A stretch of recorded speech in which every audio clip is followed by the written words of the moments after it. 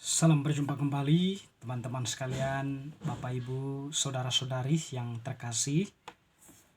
Pada kesempatan ini saya mengajak kita kembali untuk mempersiapkan sedikit waktu kita mendengarkan sabda Tuhan. Sabda Tuhan yang kita dengarkan kita ambil dari Penginjil Matius bab 20 ayat 17 sampai 28. Ketika Yesus akan pergi ke Yerusalem, ia memanggil 12 muridnya tersendiri dan berkata kepada mereka di tengah jalan, "Sekarang kita pergi ke Yerusalem, dan Anak Manusia akan diserahkan kepada imam-imam kepala dan ahli-ahli Taurat, dan mereka akan menjatuhi dia hukuman mati. Dan mereka akan menyerahkan dia kepada bangsa-bangsa yang tidak mengenal Allah, supaya ia diolok-olokkan, disesah, dan disalibkan, dan pada hari ketiga ia akan dibangkitkan." Maka datanglah ibu anak-anak Zebedeus serta anak-anaknya itu kepada Yesus, lalu sujud di hadapannya untuk meminta sesuatu kepadanya. Kata Yesus, "Apa yang kau kehendaki?" Jawabnya, "Berilah perintah supaya kedua anakku ini boleh duduk kelak di dalam kerajaanmu, yang seorang di sebelah kanan dan yang seorang lagi di sebelah kirimu." Tetapi Yesus menjawab katanya, "Kamu tidak tahu apa yang kamu minta. Dapatkah kamu meminum cawan yang harus kuminum?" Kata mereka kepadanya, "Kami dapat." Yesus berkata kepada mereka, "Cawanku memang akan kamu minum, tetapi hal duduk di sebelah kananku atau di sebelah kiriku, aku tidak berhak memberikannya. Itu akan diberikan Bapakku, itu akan diberikan kepada orang-orang bagi siapa Bapakku telah menyediakannya." Mendengar itu marahlah ke-10 murid yang lain kepada kedua saudara itu. Tetapi Yesus memanggil mereka lalu berkata, "Kamu tahu bahwa pemerintah-pemerintah bangsa-bangsa memerintah rakyatnya dengan tangan besi, dan pembesar-pembesar menjalankan kuasanya dengan keras atas mereka. Tetapi tidaklah demikian di antara kamu. Barang siapa ingin menjadi besar di antara kamu, hendaklah ia menjadi pelayanmu. Dan barang siapa menjadi terkemuka di antara kamu, hendaklah ia menjadi hambamu. Sama seperti Anak Manusia datang bukan untuk dilayani, melainkan untuk melayani, dan untuk memberikan nyawanya menjadi tebusan bagi banyak orang." Demikianlah Injil Tuhan, terpujilah Kristus. Teman-teman sekalian, Bapak Ibu, saudara-saudariku yang terkasih, Penginjil Matius yang telah kita dengarkan tadi diawali dengan pemberitaan Yesus kepada para muridnya setelah dia memanggil mereka.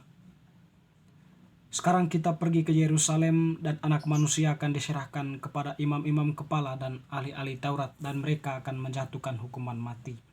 Artinya di sini bahwa kepada para muridnya Yesus berbicara secara terang-terangan tujuan akan kepergiannya ke Yerusalem, di mana dia akan diserahkan kepada imam-imam kepala, lalu diserahkan ke bangsa-bangsa yang tidak mengenal Allah untuk diolok-olok, dan pada akhirnya dia dihukum mati. Tetapi Yesus menekankan bahwa pada hari ketiga ia akan dibangkitkan. Artinya di sini bahwa Tuhan Yesus sudah mewanti-wanti suatu kejadian yang akan terjadi kepada dirinya atau yang akan dialaminya kepada para rasul.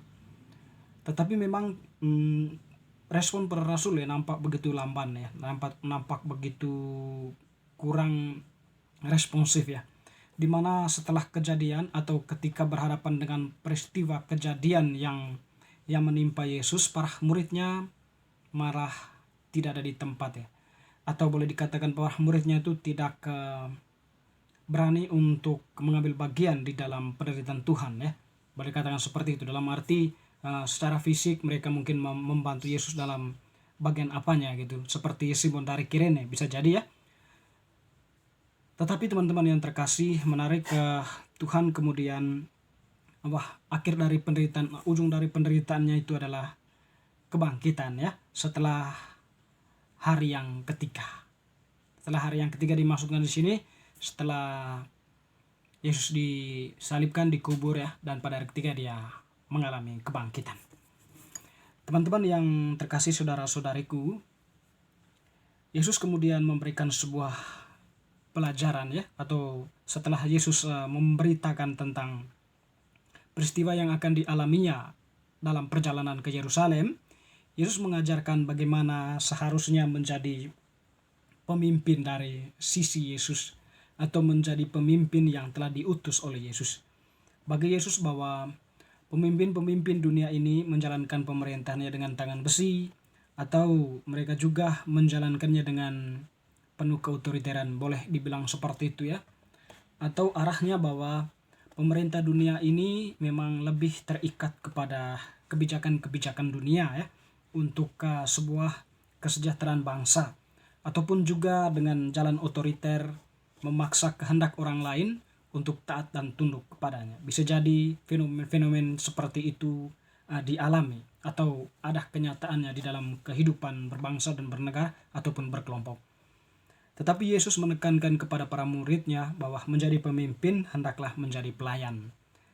Siapa yang ditinggikan akan direndahkan, sama seperti anak manusia datang bukan untuk dilayani, melainkan untuk melayani dan untuk memberikan nyawanya menjadi tebusan bagi banyak orang. Artinya di sini bahwa menjadi pemimpin haruslah menjadi pelayan, dan juga dia rela berkorban, mengorbankan dirinya demi keselamatan banyak orang. Jadi tipe pemimpin seperti itulah yang dikehendaki oleh Tuhan Yesus atas murid-muridnya atau para pengikutnya. Teman-teman, saudara-saudari yang terkasih, kita semua adalah yang telah dibaptis, sudah mengambil bagian di dalam tugas perutusan Yesus ya. Ya, paling tidak kita bisa memimpin diri kita sendiri agar diri kita ini senantiasa diarahkan kepada kebaikan, diarahkan kepada apa yang menjadi kehendak Allah. Ya, mungkin lebih dari itu kita memimpin keluarga kecil kita agar hidup di dalam kehendak Allah, hidup di dalam kedamaian, dalam kejujuran, dalam tanggung jawab, dalam kesetiaan, dalam iman dan sebagainya. Atau boleh kita katakan hidup di dalam kebijakan Kristiani, iman, harap dan kasih, yang semuanya itu menuntun kita kepada tingkah laku kita yang sejalan dengan apa yang menjadi kehendak Allah. Dan yang paling penting, teman-temanku, sahabat-sahabat, saudara-saudariku yang terkasih, di balik setiap perjuangan atau perutusan kita memang ada salib ya. Sama seperti Tuhan ya, dia membela kebenaran. Dia pergi ke Yerusalem hanya untuk membela kebenaran. Dia menyerahkan nyawanya untuk keselamatan banyak orang, atau untuk menegakkan kebenaran. Kalau tidak dia mengorbankan nyawanya, orang takkan mengenal apa yang dimaksudkan dengan kebenaran. Tetapi karena dia sudah menyerahkan nyawanya, maka orang pun pelan-pelan mulai melihat kebenaran itu sendiri ya. Eksistensi sebuah kebenaran, baik ada dalam diri secara pribadi maupun di dalam kelompok, di dalam kehidupan bersama, ada nilai kebenaran yang ditampilkan di sana. Dan nilai kebenaran itu adalah nilai kebenaran yang menjadi kehendak Allah, yang kemudian menuntun orang untuk bertindak lebih baik agar terciptalah perdamaian, persaudaraan, ada kasih, ada suasana nyaman, ada suasana di mana kita saling mengerti, saling memahami satu terhadap yang lain. Dan pada akhirnya pun kita akan menuju ke suatu kehidupan, yaitu kehidupan yang kekal, kalau kita sungguh-sungguh menghayati kebenaran yang dimaksudkan oleh Tuhan. Teman-teman, sahabat-sahabatku yang terkasih, momen Prapaskah ini menjadi momen yang tepat untuk kita untuk tetap berpegang teguh pada kebenaran yang disampaikan oleh Tuhan, untuk tetap mendasarkan diri kepada firman Tuhan, mendasarkan diri pada apa yang menjadi kehendak Tuhan, dan melakukannya dalam kehidupan sehari-hari. Ada sebuah tindakan keselamatan objektif dari sisi Yesus Allah, dan juga ada sebuah tanggapan subjektif berupa tingkah laku dari manusia, yang semuanya itu akan mengarahkan kita kepada suatu bentuk kehidupan, yaitu kehidupan kekal yang dijanjikan oleh Tuhan sendiri ya. Yang lain kita akan berada di dalam surga samping kiri kanan Tuhan yang telah menyediakan kita tempat untuk itu. Semoga